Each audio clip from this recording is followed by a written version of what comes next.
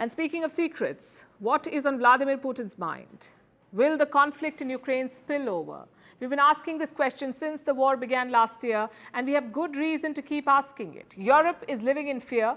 The Wagner Forces are in Belarus. Today they began fresh drills. Do you know where? Wagner drills are happening near the border with Poland and Lithuania. So leaders of both these countries are worried. They've increased border security and they say they're bracing for more Russian provocations. So is a fresh escalation on the cards?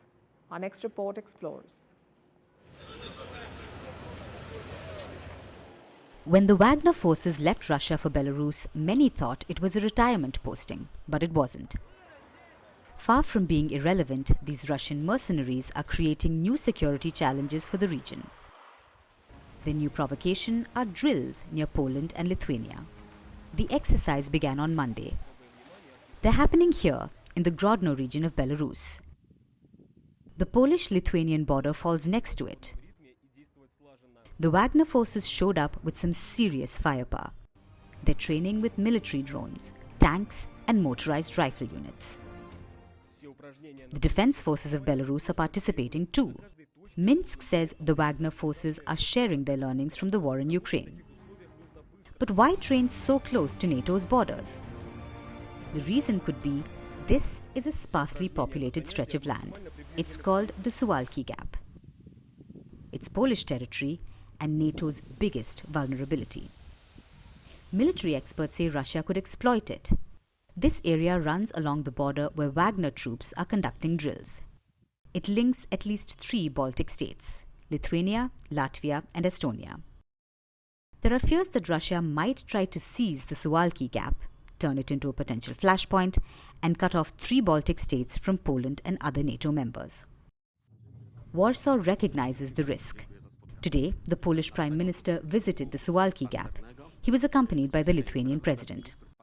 Poland feels Wagner wants to destabilize NATO's eastern flank. This is what provocation is about. This is what intrigue and plotting on the part of Putin and Lukashenko is about. And this is what the operational activities on their side are about. In order to destabilize, in order to create unrest, chaos, uncertainty, and at the same time, to show the weakness of NATO's eastern flank to all of our partners in NATO. Putin's loyal ally Lukashenko doesn't feel that way. He believes the drills are a necessity to secure Belarus and to keep Western powers in check. Last week, he mocked Warsaw.